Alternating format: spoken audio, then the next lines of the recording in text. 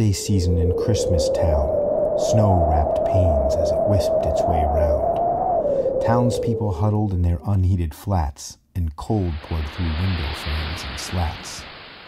Beyond the slummy roofs, one solitary light, the only sign of warmth on this ashen night.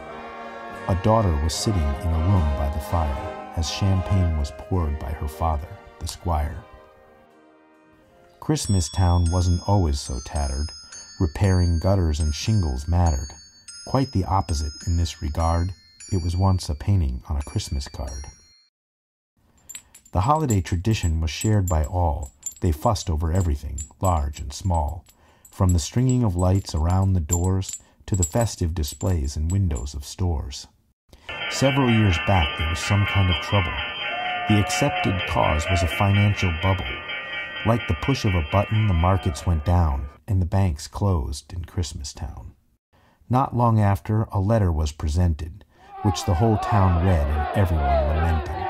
It said, "Expect an official with the title of squire." Soon he came in pompous attire. Raising his brow, tapping his cane, he said, "Let's keep this short, it's beginning to rain.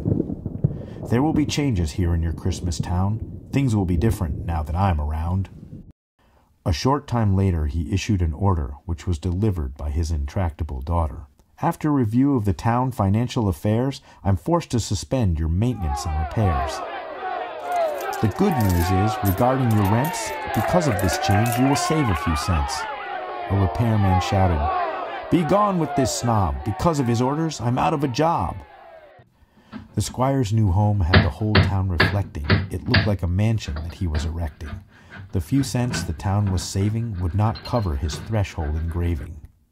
Bills were paid and it wasn't storming. Still, the town went dark without warning. The squire's daughter had a response prepared. "We have too much debt. No light could be spared. We understand how you feel squeezed. You'll save some more cents. We hope you're pleased." Those few cents bought a lot of cheap candles from the dollar store in town called Crandall's. With his house almost completed, the squire built a wall that ran all the way round it and was almost as tall, with an intercom and an electric gate, and a fancy sign that read, "The Squire Estate."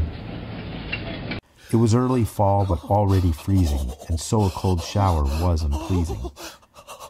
To the squire's gate a throng went steaming. There was fighting between them, with everyone screaming. There to greet them was the squire's daughter. "We're sorry about your heat and hot water. Our debt has now grown by 4, for